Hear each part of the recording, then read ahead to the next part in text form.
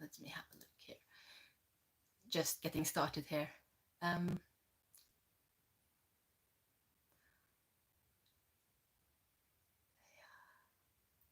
right.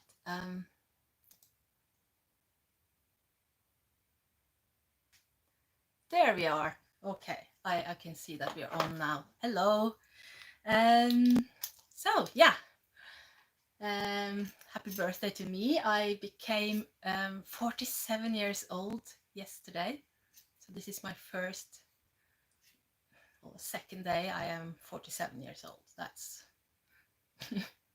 I'm happy to have gotten this far. Last time we left off with the end of chapter 2.6, and I'm going to start with chapter 2.7 today, which is about the Earth Mother. And I guess we're gonna get at least through one more chapter after that, I hope. It's a big book.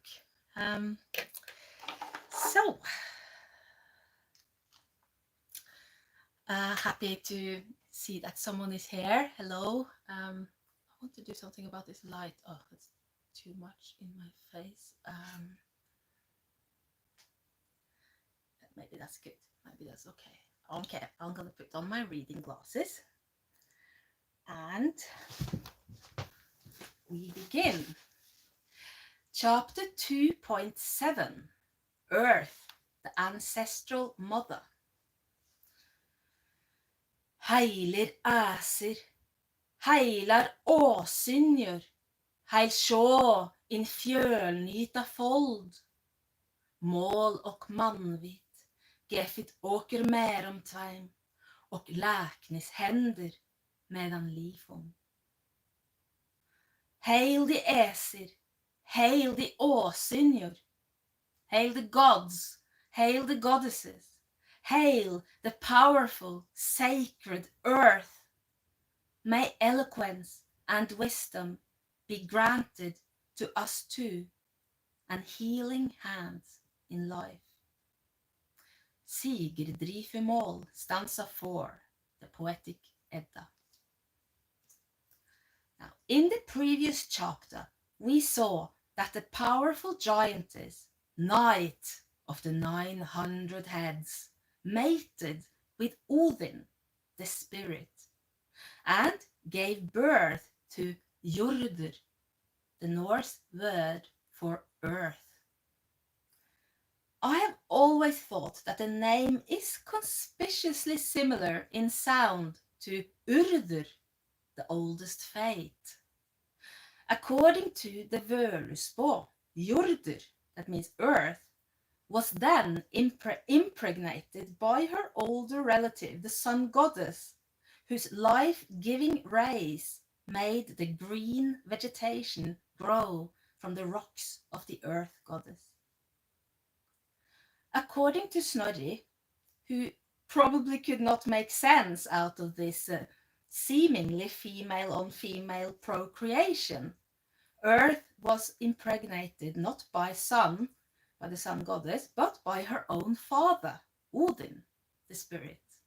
So there was a blend here of Odin, the force of the spirit, the inspiration, the poetry, the conscious learning mind, and Earth, the material world that we know. We must assume, however, that the older version, the Völuspå, is a valid version, perhaps even more valid. It is older. It is, after all, the oldest version, and it is in sync with the Sami idea of the Sun Maiden's gift of souls to the Earth Mother.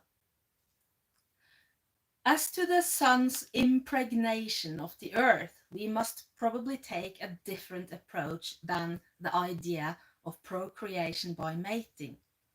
After all, the sun and the earth are astronomical bodies on the physical level and goddesses on the spiritual level, not people who need to procreate by copulation, obviously.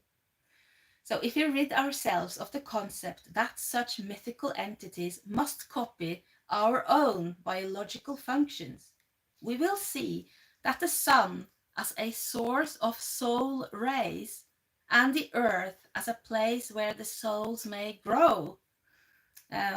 Well, we could perhaps compare the sun's rays with the nurturing milk of a mother, which makes her daughter grow, although there is no direct evidence for this kind of concept here. Snorri's version that Odin impregnated Earth himself, although she was his daughter, is a version that is confirmed in skaldic poetry. So both versions probably existed and overlapped with each other. We know that the sun is sometimes a dark sun, the son of the giantess Yggdrasill, and that it might be this aspect of the old goddess that is behind night, Earth's mother and Odin's lover. However, all this is of little consequence. Parents and children are metaphors in poetry for causes and results. Fathers tend to be knowable causes and results. Fathers tend to be knowable causes, while mothers tend to be the unknowable causes. Sometimes causes and results will bounce back at each other and create new results, described as divine incest. Earth is known by many names and kennings. Kenning, they are the poetical metaphors that I am talking about. The kenning and the heiti, that means sort of nicknames, poetical terms for something now or someone. Now, Snorri listed a few, such as Ymir's flesh. That's a metaphor, a kenning for the earth goddess. Ymir's flesh, the flesh of the world giant, the first giant, which we now, after my analysis here, must see as the physical aspect of sound. Earth, well, she is also said to be the base of wind's hall, the physical foundation for the realm in which the wind, also a poetical symbol of death, can roam. She is, of course, also mentioned by all of her relationships. She is mentioned as the mother of Thor, as the daughter of Night, and as the daughter of Odin, and as the broad-faced wife of Odin. Yet another name for her is Fylgjur, which means life struggle. A very perceptive description, I think. I believe she may also be behind the name Lauføy, which means Leaf Island, and which is mentioned as Loki's otherwise unknown parent. Loki Lauføy er sånn. Now, the mythical entities often appear in disguise throughout the myths, and the earth goddess is no exception. She is recognizable in several other characters appearing in the myths, and often appears as more than one character, that is, as a group. Earth usually appears in the shape of a Völva, a witch, and in the shape of a giantess, or even as a group or as a pair of giantesses. So, Earth is the daughter of the god Odin, but she's also half giantess, a daughter of the 900-headed knight. In the Hymiskvida, Earth, who is there known only as Moder, the mother, lives with her terrifying grandmother, not grandmother, her terrifying mother, Thor's grandmother, in the halls of the frost giant Hymir, where she guides her son Thor on his quest to find a cauldron that may hold all the mead of the cosmic ocean. It is a beautiful way of describing a fact that the Earth is a planet, that the Earth as a planet actually is a resident of the greater cosmos, represented by her mother, the many-headed darkness of space, and by her lover, the frosty halls of sound. The mother, Moder, appears in another poem, Groagalder, where she is the old dead Völva called Groa, which means to grow.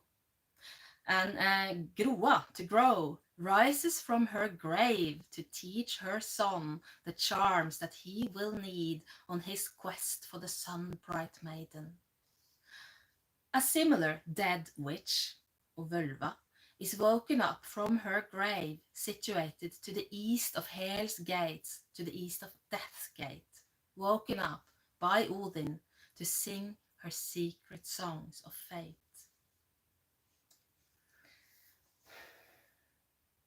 In the creation of the early cosmos, we saw that giantesses and Norns played an important role as the nourishing sources of streams, waves, and light that laid the foundation for creation and for the weave of fate. We also saw that the threads of fate may be identical to such cosmic rivers and waves that are the giantesses. The same events now take place on Earth, as if Earth is a microcosmos where all the events and powers of the greater cosmos are repeated. In the poem Gröttasanger, the Song of the Millstone, we learn of giantesses who lived beneath the ground of Earth in the beginning and who later moved into the world. Their description of these early days on Earth is quite interesting. The mill, known as grotte, is a mill that can grind destiny, grind fate, if only drawn to revolve around itself by the power of the giantesses. This mill is described as a revolving boulder, which makes the earth shake, given into the hands of men by the giantesses themselves. The boulder of fate is said to come from the insides of the earth, and it is tempting to suggest that it may be a symbol of the earth itself or of a very vital part of the earth's total being.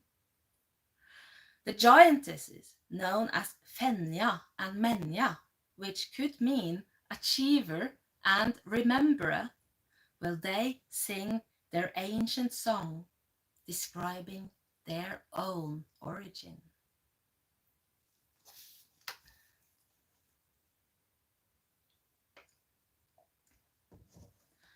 Komja grotti ur grjófjalli, ne så hin harti, hallir ur jurdu, ne måli svå, mær bergrisa, vissi vitt, veter til hennar. Vær veter niu, vorum leikur, aflgar alnar, fyrir jord nedan, stúðu maujar, at megin verkum, ferðum sjálfar. Veltum grjóti of gard risa, så at fold firir for skjálfandi. Svå slongudum vitt, snudga steini, hofka halli, at halir tóku. The mill of fate had not fallen from the grey mountains, nor had a hard stone block fallen out of the earth. Nor would we have milled ground so, we rock giant maidens, if we had not known how she was made. She refers to the mill or to the earth. We grew for 9 winters as playmates, great maidens growing, nourished beneath the earth. We maidens were the directors of great deeds. We ourselves moved the boulder. We rolled the boulder from the world of the giants, so that the earth began to shake. We turned then the fast revolving stone to the high hall, so that humanity took it. That's the song of the giantesses. Now, the concept of giantesses shaping the earth is also known from other sources. In the Hårbergsliod, we hear that giantesses dug out valleys and spun the threads of fate. Hårbergsliod. Hårbarder kvad, sparkar over konor, effos at spakom yrdi. Horskar atto ver konor, effos hollar vær. Deror sandi sima undu, och or dali djupum grundum gråfo. Vard ekveim ein allom, effri at rådom. Vila ek, jodaim sistrom sjau, och hafta ek, ge, deirar alt och gaman. Longbeard, that would be Odin, said, the women would be like life sparks if they were loyal to us. We would have owned these wise women if they were benevolent-minded towards us. From the sands they spun the fate threads. From the deep valleys they dug the ground. I was the one who managed to rule them all. I rested with the 7 sisters, and I had all their love and pleasure.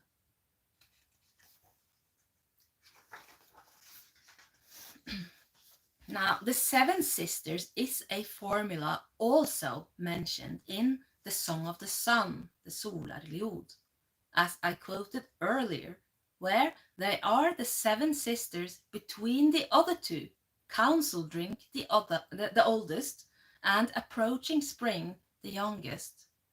Together, the 7 sisters and the oldest and the youngest sister, they are the 9 giantesses, or Norn sisters, who carved the runes of fate. Här runer ristigt hafa, njartar dötre nio. The idea of giantesses shaping the earth's natural features is very prominent in the Edda lore. In the Helgi poems, the Valkyrier, who all have giant brothers, are described as causing the dew, the lightning, the rays of light, and the hailstorms of the world. More grim versions of the giantesses are seen to be causing the deadly waves and storms at sea.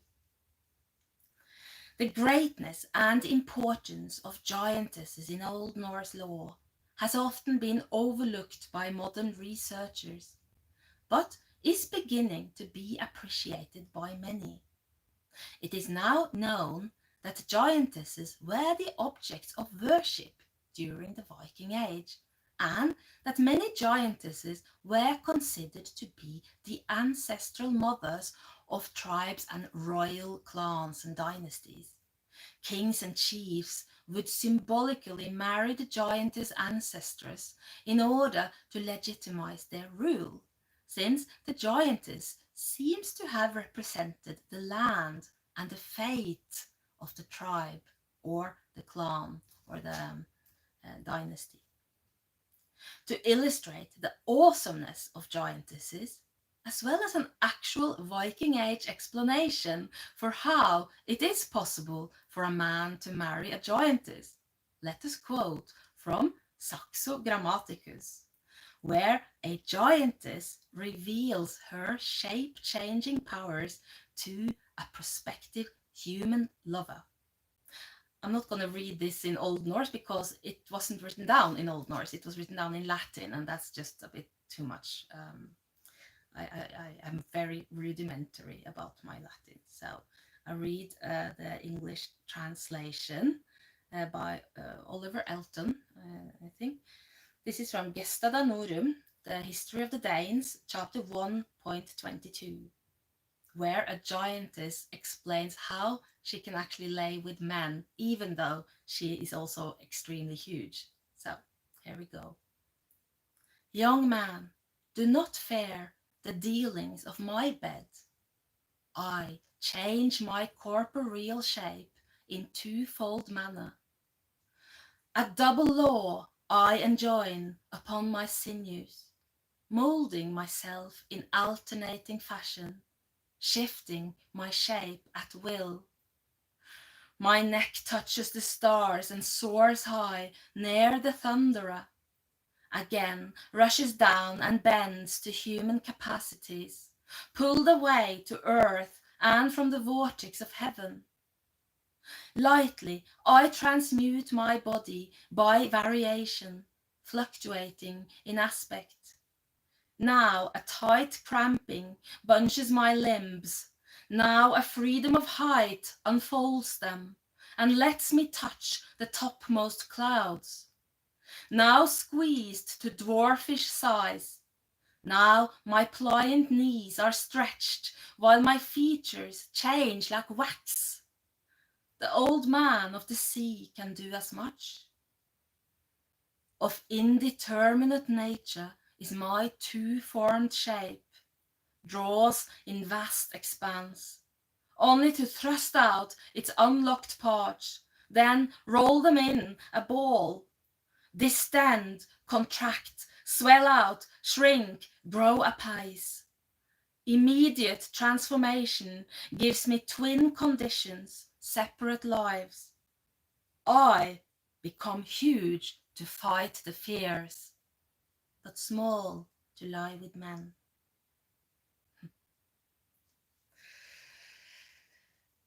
Giantesses are also the rulers of death in its many shapes. Hel, the giantess of death in sickness and old age.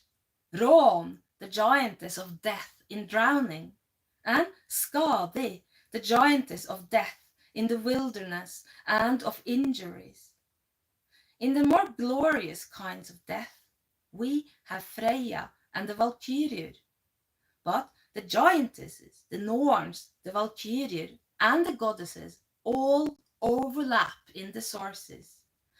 Since, after all, death is death and fate is fate.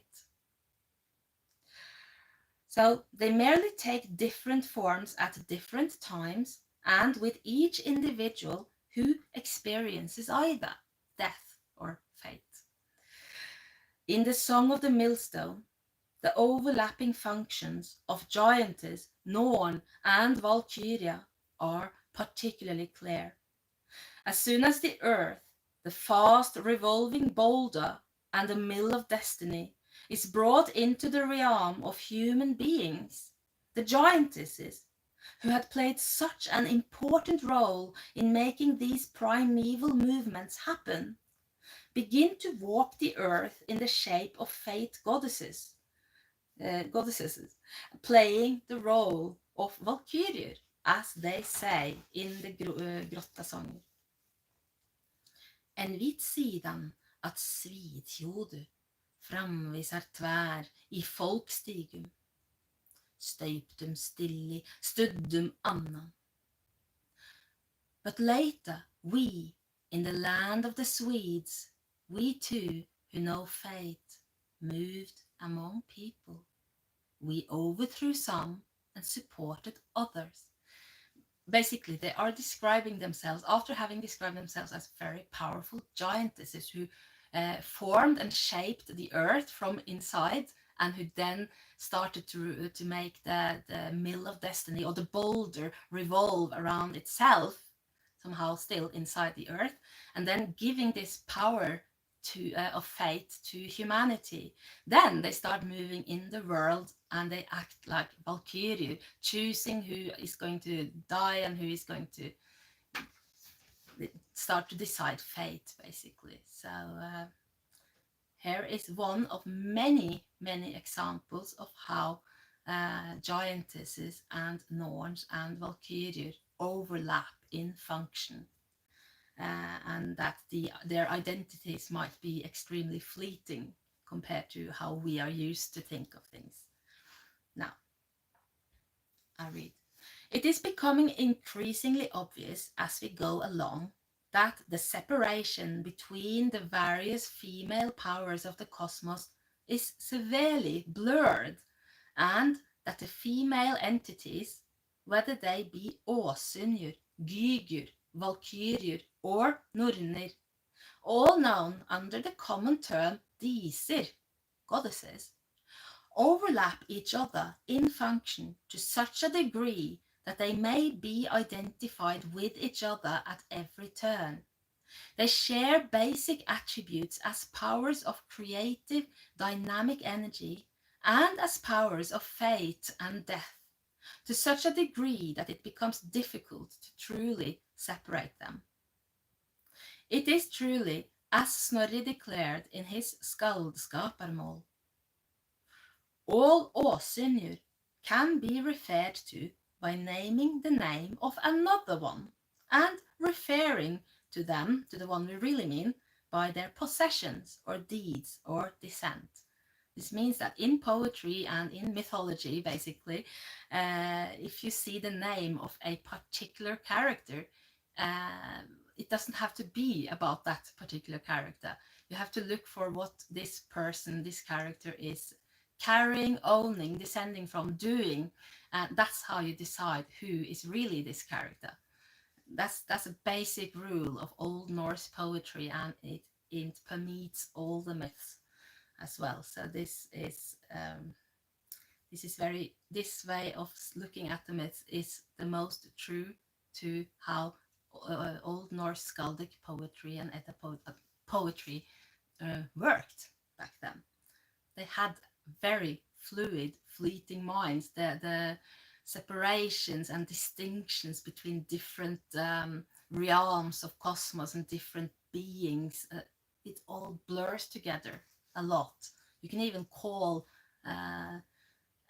someone by the name of a dwarf or a god or a giant or anything really, because you're supposed to figure that out like a riddle, who we're really talking about. So yeah, I continue reading. It may be less obvious in the case of the male entities, but also here Snorri reveals it is also normal to refer to the Aesir by calling one by the name of another and referring to him by his deeds or possession or descent. As you continue to read this book, you will begin to see that the fluidity between the female entities and between the male entities is so consistent and thorough that one must finally begin to realize that all the entities were created from the same original mold, ultimately divided only in the feminine moving power and the masculine holding power. The earth and all the giantesses, Norns and Valkyriur, who help shape her form and roll her fate boulder, are all different creatures, yet essentially the same. All are created from the same original mold that began as the life-nourishing audhumbla, the abundant brew ingredient, who also feeds on the eyes of death, and who may also be the character behind the Ividja, the witch within the wood of the world tree. Skadi, Hel and the Wolf Riders. And here I begin quoting from Snorri Sturluson's prologue to the Prose Edda. From this observation of the earth's properties over time, the ancestors realized that the earth was alive and possessed a kind of life experience. And they knew that she was extremely ancient of years and very powerful of nature. She raised all that lived, and took all life back into herself when it died. For this reason, they gave her a name and they counted their lineages from her.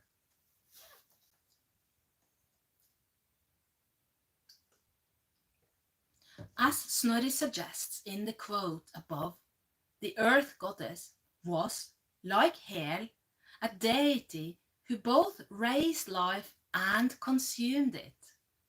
She was also considered the ultimate ancestral mother of all lineages.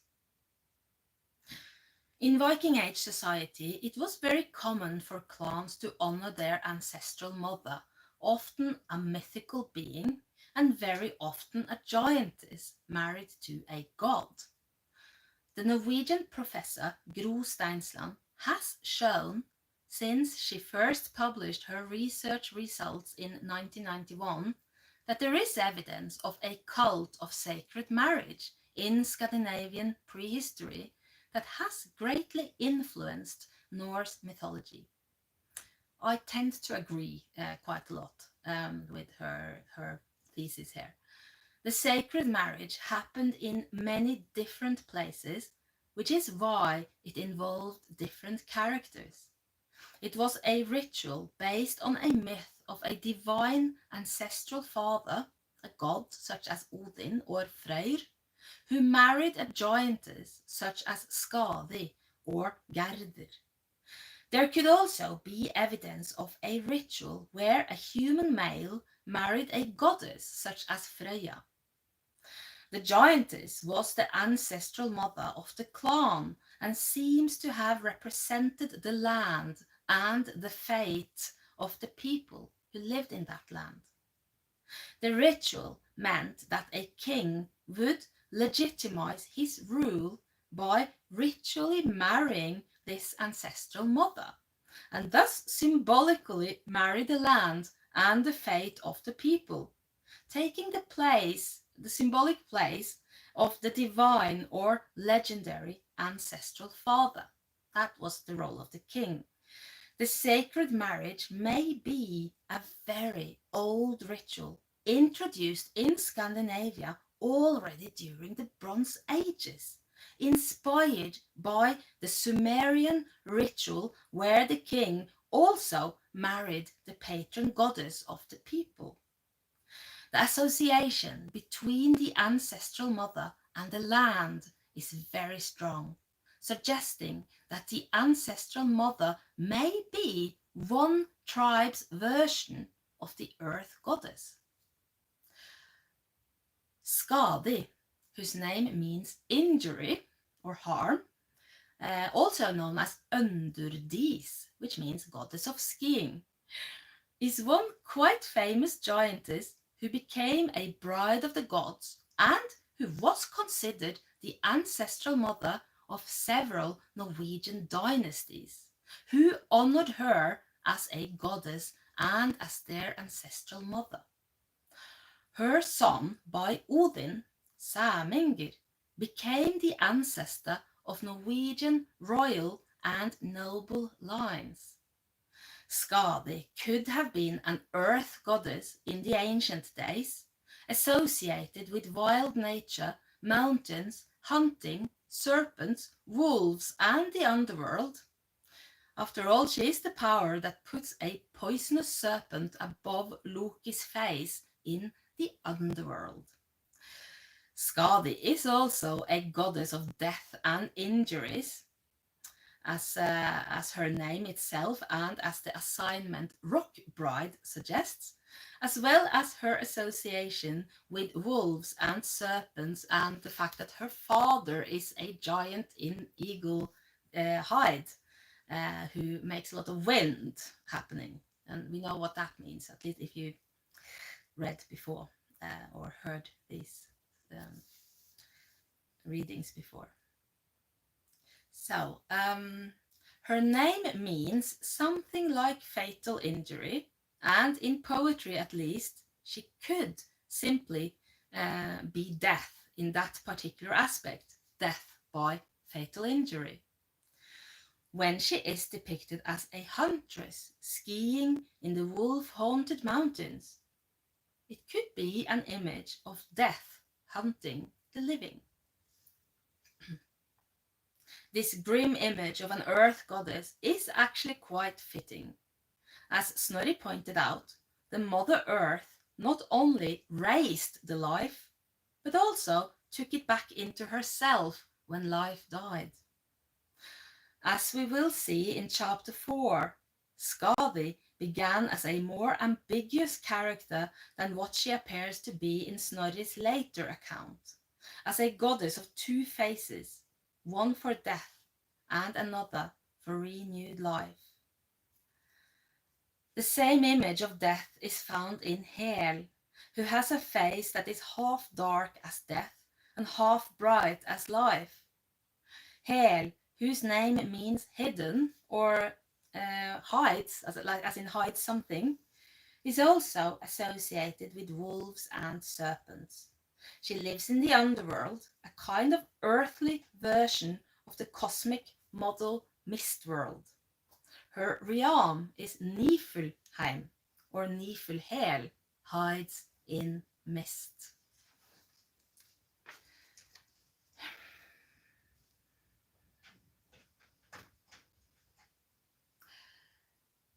The wolf-riding giantess appears both in Old Norse art and in myths and poetry, often using serpents for reins with which she steers the wolf. She lives in the darkness and in the rock caves, and she's always described as all-powerful. She is an image of the dark aspect of the earth goddess who receives and consumes all that dies. As such, the earth goddess is created in the same mold, the poetical mold, I'm speaking about poetical molds here, as the other mothers of both origin and death, from grim Hel of the misty world and life-robbing Ran of the cosmic ocean, to Audhumbla of the flowing life sustenance. Skadi from Thrymheimer, the world of the drumming, is also known as the Maiden from Iron Forest, which gives association to an old giantess who lives in that particular iron forest, mentioned later on in the Völva, stanza 40. Auster satt in Aldna I Jarnvidi och födde där Fenris kinder. Framvisar tvär verdraf þeim öllum eina nökkur tunguls tjugari I trolls hami. To the east sat the old one in iron forest, nurtures there birth to the kindred of greed. From all of these one of darkness comes, the moon's abductor in the shape of a troll. The old one of Iron Forest is probably Skadi, or else an older cosmic model for Skadi, such as Angerboda, the one who bids rage, a giantess of the east, the direction of the destructive giants of Utgarder, the outer world, who gave birth to Hel, Fenrir, and the middle world serpent. As the old one, the children she gives birth to or nourishes are thought to be wolves, symbols of the instinct for survival and for the qualities of desire, intent, and greed, which can be very destructive. They are the kindred of Fenrir, the wolf of greed. The one wolf that will be the moon's abductor is, as we already know, hati, hatred. This destructive aspect of the old giantess, who may be identical to Earth's own grim aspect, nourishes the qualities that are completely necessary for physical life to happen. The survival mode, the hunger, the desire, the passion, the need to devour other kinds of life.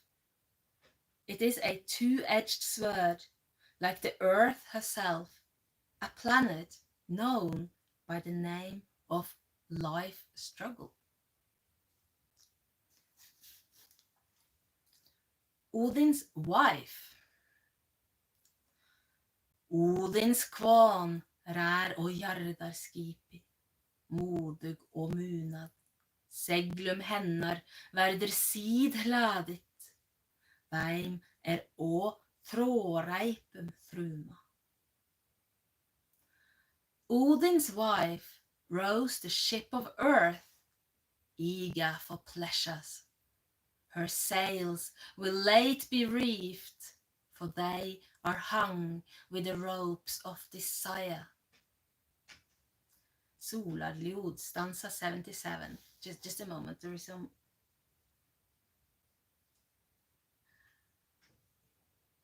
Yeah, there are probably some animals walking around outside, making a little bit of noise, but that's okay.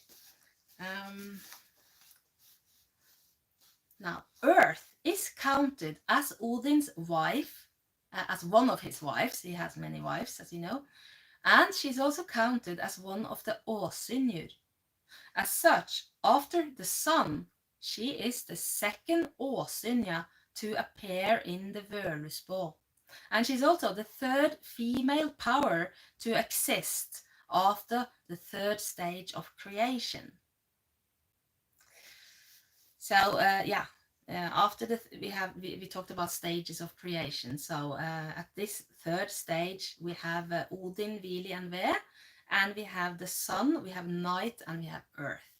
So three male gods and three female. The night is not counted as an Aesir, and by Aesir we mean a goddess who is related, usually by marriage, to the Aesir. Or being daughters, such as Earth. Now, we know that one of the two most splendid goddesses of Åsgarder is Frigg, and that she is also regarded as a wife of Odin. The other most prominent goddess is Freyja, whom I personally associate with the sun goddess. So could Frigg be an aspect of the ancient Earth Mother? Well, Frigg is associated with Venus, called the Star of Frigg, Fylgjurstjarna. That was the name, at least during the Middle Ages, Fylgjurstjarna became the name of the planet Venus, Frigg's star. And her name, Frigg, means love or beloved. So her association to Venus does not necessarily exclude her association to Earth. First of all, she could be related to both planets, or the association to Venus could be derived from Greek and Roman lore. So it could have come in later. The idea that Frigg is Venus could have been a later... We don't know when that happened, but we know that during the Roman Empire, Frigg, or Frigg's Iron Age predecessor, Frigga, was used to give the name for Friday, which was named Venus Day in Latin, Venerdì. So now Frigg lives in Fensalar, which means the moist halls, where only women may enter. It seems there is at least a story where only women, where Loki has to change sex in order to visit with...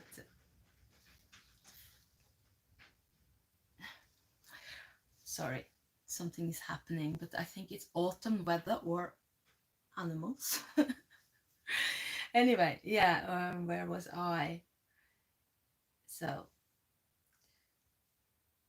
Frigg lives in Fensalar, the moist halls, where only women may enter. It seems, because we have a story where Loki, in order to enter Frigg's Fensalar, Frigg's moist halls, has to change into a woman. So he just takes a woman's likeness and enters her hall. Also, Frigg knows all fate. Snorri relates how Loki once entered Frigg's realm, and in order to do so, he took upon himself the shape of a woman. I konu like, it says, which means in a woman's likeness. We can only speculate what that truly means, but I have a suggestion. Now I'm very interested because I wrote this so long ago that I don't even remember what I suggested. Let's see if it still stands. I wrote, the moist halls give certain associations not only to the bogs and lakes in which the goddess probably resided, but also to the female sexual organs. Loki frequently deals with magic and witchcraft, and we may assume that he was a male practitioner of Seidir, the art of divination. It is in fact for the purpose of divining the secret that may change the future that he does seek the realm of the goddess who knows all fate. So yeah, he's actually performing for a form of Seidir here. He's doing divination by seeking the knowledge of the goddess in her hall. And in order to do this, he has to take a woman's likeness. It's very interesting. There is also a term for a male performer of Seidir, and that was Seidberender, a title which literally translates, interestingly, as a Seidir vagina or a Seidir womb, as if the male practitioner magically obtained a womb. Well, could be. It is possible that the art of Seidir was considered a feminine art, and that there was some kind of womb magic involved. Perhaps a male practitioner had to acquire a magical womb in order to reach the realm of fate, which was a distinctly feminine realm. The history of shamanism is full of examples of transsexual shamans, and the existence of transsexual shamans in Scandinavia is very probably the reason why such a title existed. Not all male practitioners of Seidir would be particularly feminine. Warlike Odin himself was a famous divine practitioner. However, in a gender-divided society where a boy was expected to grow up to become a fierce warrior, well, then less fierce boys, feminine boys and transgender or anything, could find a respected path of their own by entering the rank of magical professionals. No doubt, boys who did not fit the masculine warrior bill could have flocked to this profession, where they would find acceptance and respect. I am quite convinced that this is the reason why Snorri, in the Ynglinga saga, declared that there was so much ergi, unmanliness, associated with the art of Seidir that men could not practice it without shame. An example of a famous Seidir man was Ragnvald Rettilbeini, son of King Haraldur Hårfagri. His nickname, Rettilbeini, could be translated as feminine spreading or coy legs. Yet, despite this comical nickname, the king's sorcerer son wielded great power until he came to be at odds with his father.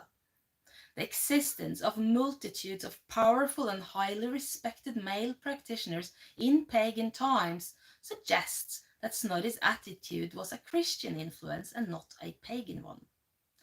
Yeah, not bad. Returning to Frigg and her moist halls, we may deduce that her moist realm is the realm of the womb, a powerful symbol of a place where creation and new life originates and from which it gives birth. This is also a powerful symbol both of the ocean that gave birth to the universe and of the planet Earth herself. Adding to this, Frigg has power over all nature and can demand promises from fire and from water, from iron and from all sorts of minerals, the rocks, the earth, the illnesses, the animals, the birds, the poisons, the serpents, and the worms. She's also called upon in childbirth and protects children, and she is the wife of the All-Father, a suitable position for an ancestral mother, the All-Mother. All these things may possibly identify Frigg as one aspect of the ancient, fertile, and powerful ancestral Mother Earth, as well as older cosmic models.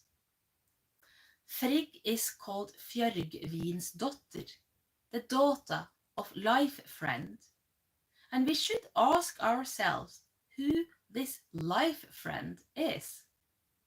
In chapter 2.10, we will see that Odin, Earth's father and husband, offers the gift of breath to human beings. I cannot think of a better life friend than breath. She is also sometimes called Fjørgyn's Møy, which means the maiden of life struggle. I have found that someone's maiden in the text usually refers to someone's fate, poetically, metaphorically.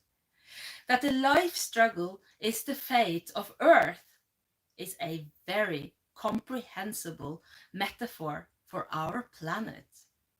Fjørgyn, life struggle, is also often used to describe the Earth goddess herself.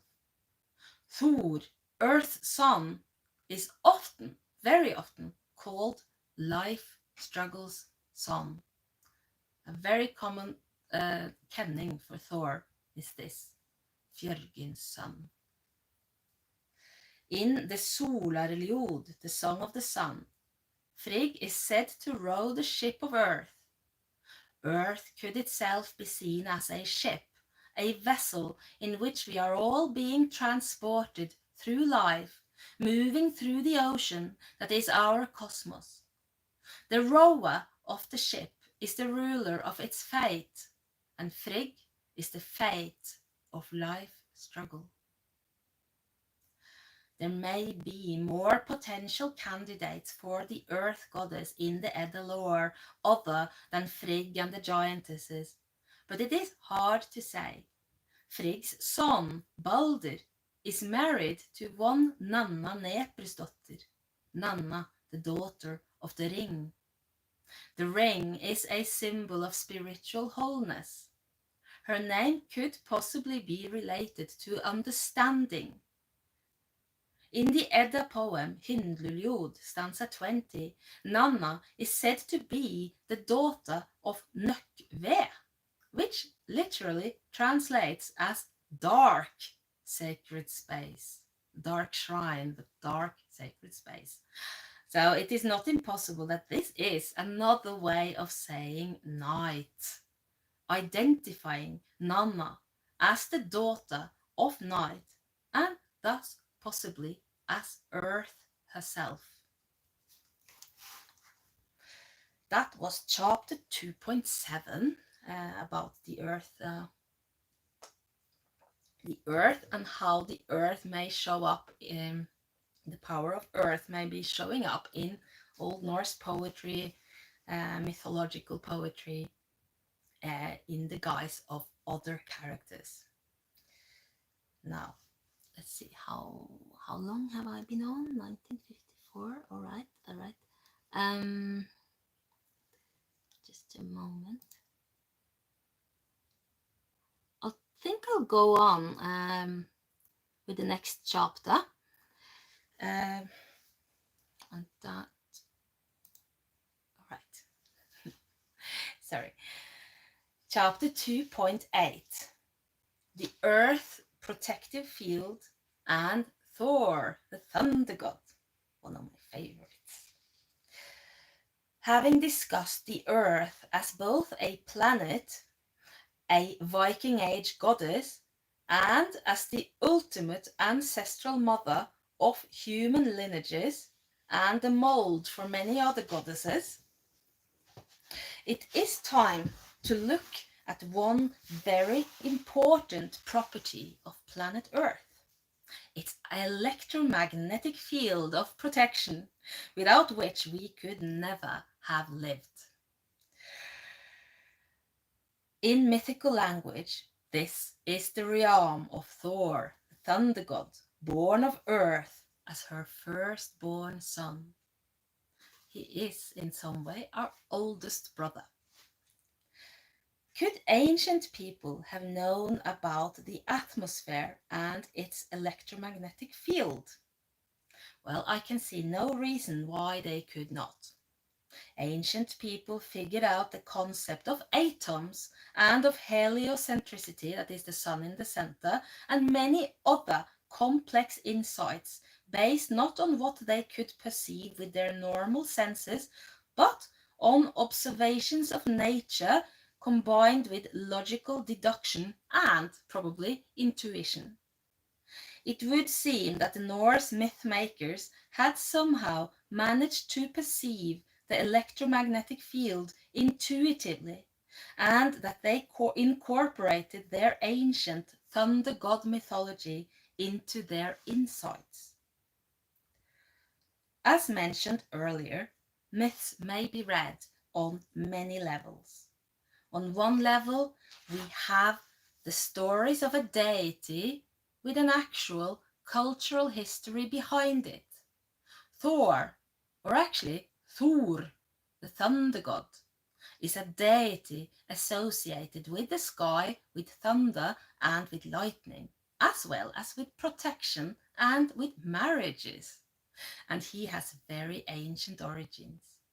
He was related to the Vedic god Indra and to many other Indo-European thunder gods.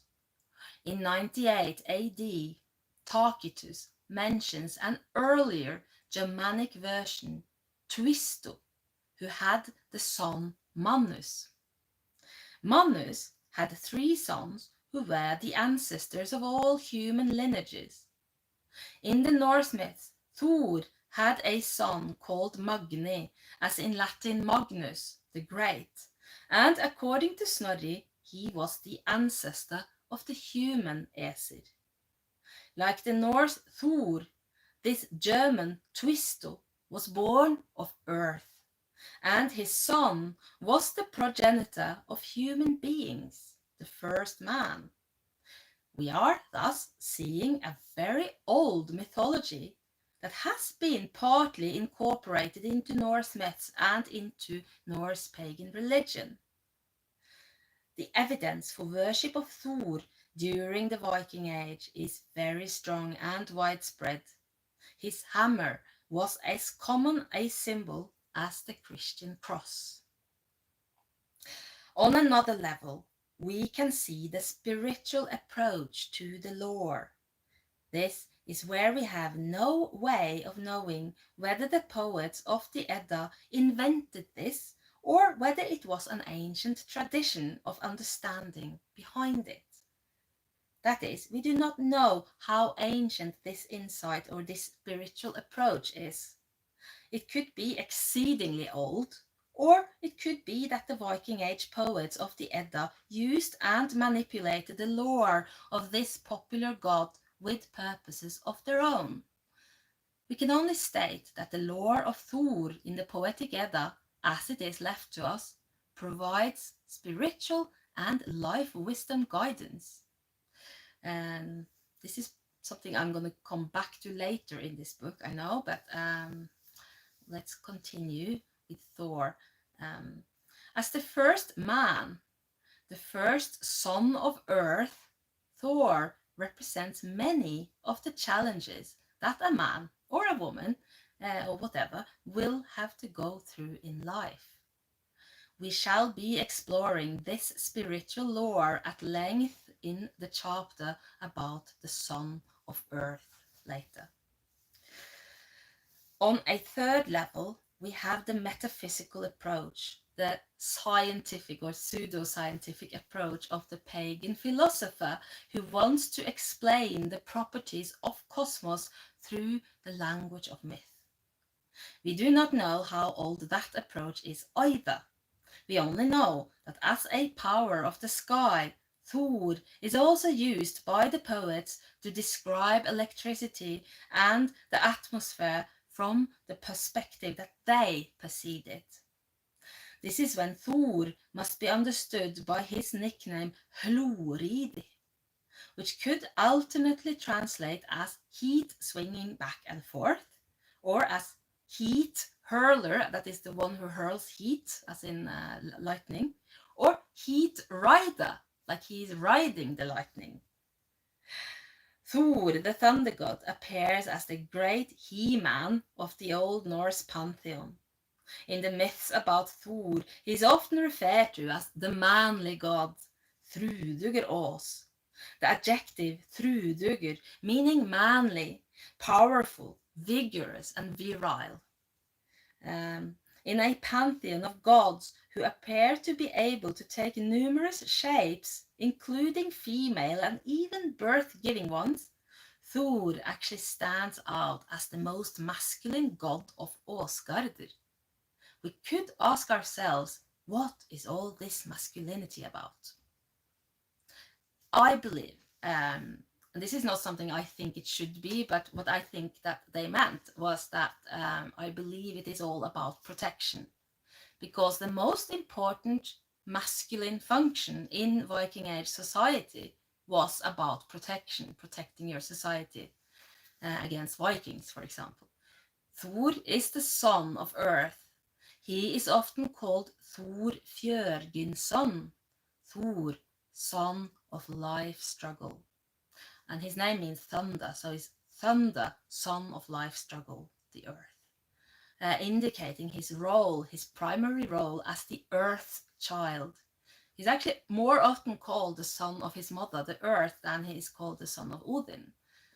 As such, Thor is also more directly named Sonur Jardar, the son of earth. Thor's main function as a god, his life mission, quite like the warrior who guards his family, is to protect his mother earth from the perpetual attacks of gigantic destructive forces from Utgarder, the outer world, which would be the world outside of earth, and which we today might call outer space or just the unknown. So what does Thor actually represent on this level? As I said, I will return to the god Thor on the other level, the spiritual level, the philosophical levels later. This is his role in cosmos, basically. The name Thor is derived from the Proto-Norse word thundrar, which means thunder. Thor is the thunder, and he, the thunder, is married to the goddess Sif. And now Sif means a female relation. You could call your sister, your cousin, even your mother or wife or daughter or anyone, aunt, or woman that you just consider a part of the family is a Sif to you. Whether you're a man or a woman, a Sif means a female relative. And so, since his wife is called a female relative, I think that she should thus be understood as a female relative of or counterpart to Thunder, basically. Like all the other goddesses who seem to have a solar origin, she is described as beautiful, golden, bright, and shining. Now, the solar goddesses, united in their shared solar origin, are conceived of as the sources of all light, and the golden goddesses are often described as such, beaming with light, with sunlight, with rays of lightning, with flames and brightness, illuminating the air, the land, and the sea. The association to rays of lightning is particularly important in Sif's case, with her hair made out of pure gold, a powerful conductor of electricity. It could seem safe to say that the goddess, in her aspect as Thor's wife, the wife of the thunder, the female relative of thunder, actually is the lightning. We have here in the thunder and the lightning a couple shaped in the ancient mold of the masculine sound, the thunder, and the feminine wave, the lightning. Thunder's intimate connection with lightning is described in many ways. One is his marriage, his possible marriage to lightning. Another metaphor is the hall within which he lives. It is called bilskirnir, which means a swift, momentary passing shine. You see, bil means swift passing, something that happens very fast, momentarily. And skirnir, the shining. So this is a shining that happens very fast, like lightning. So that is also another, so he has a wife who can, at least poetically, refer to lightning, and he has a hall that can certainly poetically be referred to as lightning. So this hall, a feminine word, by the way, could, like his wife Sif, also be a metaphor for lightning. It actually makes sense that thunder lives inside lightning, like he lives inside a hall, quite like sound grew within the wave. Today we know that thunder is in fact the sound that accompanies the lightning. It is the sound within the lightning. That is thunder. This hall of lightning is situated within a realm called Thrudvangr, which literally translates as the power field. Also, I should say that the name of Thor's daughter is Thrudr, which means power. She is his unseen result, his daughter, power, unseen. This realm is situated in the sky, that is Thrudvang. The power field is situated in the sky, and today we know that the sky, the atmosphere, the ionosphere, and the stratosphere actually is a field of power, and that it is charged with electricity. In fact, atmospheric electricity in the atmospheric electromagnetic network, the power field, is what produces lightning. We also know that this atmospheric electromagnetic field actually does protect the Earth from destructive influx from outer space. It burns up all the little rocks that are thrown against us, hurled against us, rock giant frost thyrses, all that coming to attack the Earth, all burning up in the power field. So,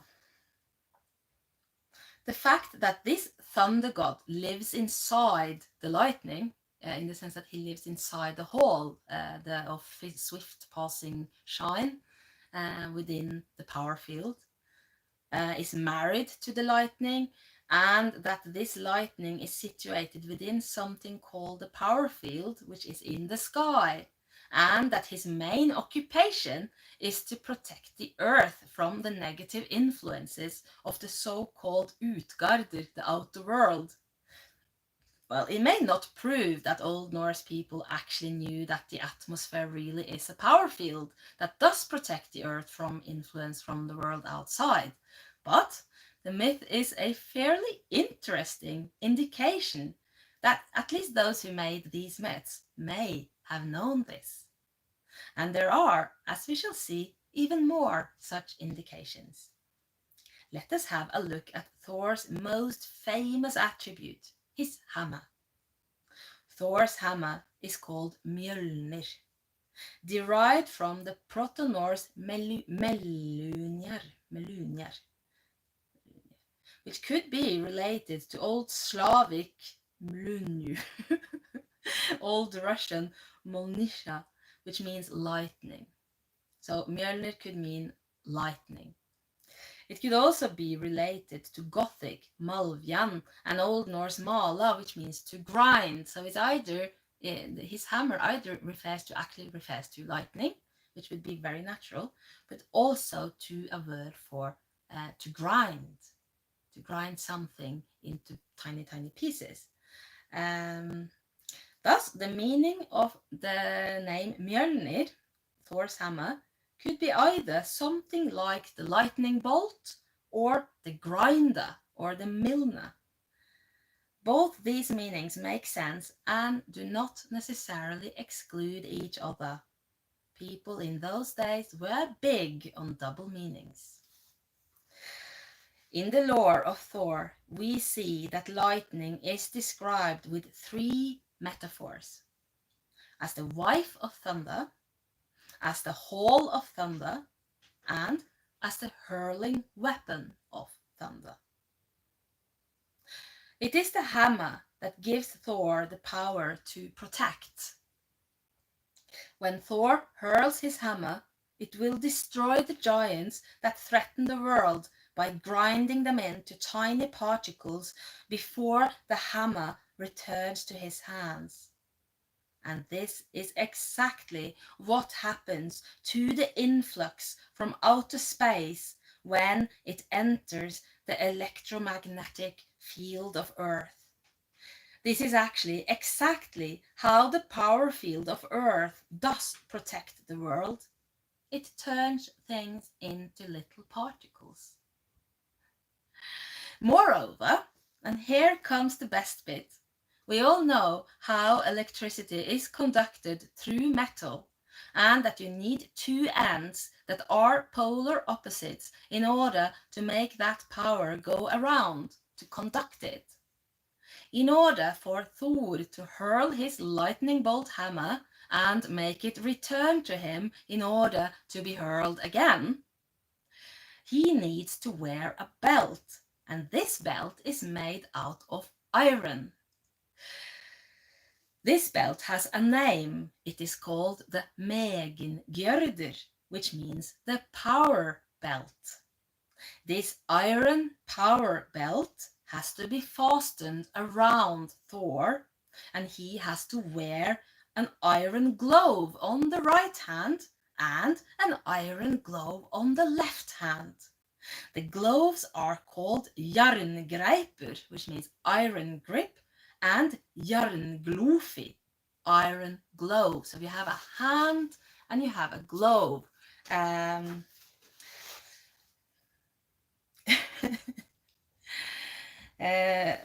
only when wearing the iron power belt and the two iron gloves on his left and right hands, holding the thunderbolt, this hammer together, only then may the thunder god clasp his lightning hammer in order to hurl it and receive it back.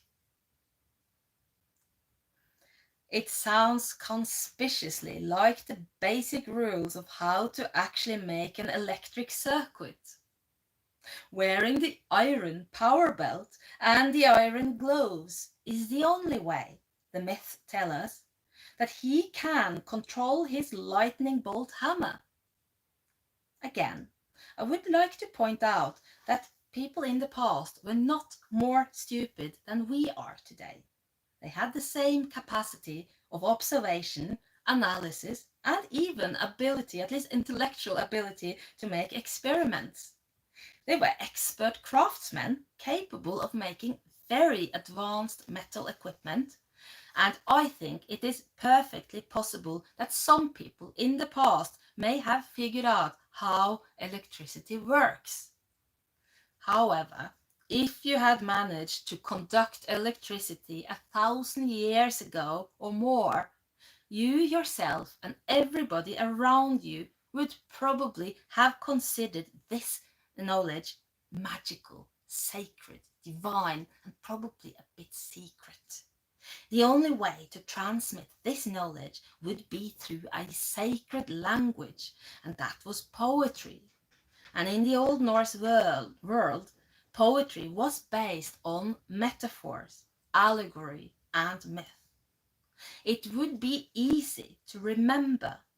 It would be cleverly disguised as a story, but truly understandable only to those who had been initiated into the secret, or to those intelligent enough to crack the code. This lore of Thor may be a perfect example of how this kind of knowledge would have been transmitted during that time. So I'm not pretending to have proven that this lore of Thor is actually about electricity and how to conduct it, but I think I have shown that it is quite likely.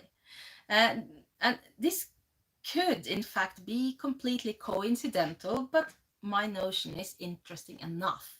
And if we are ever going to understand our past, we have to stop limiting our minds into a paradigm of preconceptions of what these people may or may not have known. That's it. I'm just gonna have a look how long the next chapter is. All right. Yeah, I actually think the next chapter will go very well with the chapter after that again, and I have been on it for about 1 hour and 50 minutes. It's too long, the next chapter, to just start now, so I'm gonna finish here for today. I am also on next Sunday, and I believe after that it's every third Saturday. Not after that, 9th, and yeah, I have to do something else every third Sunday. So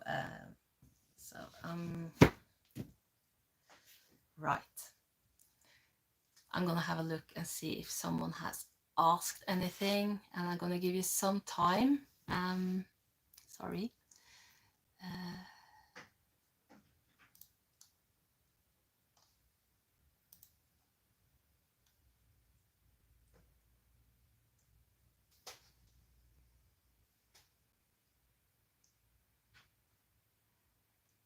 Right.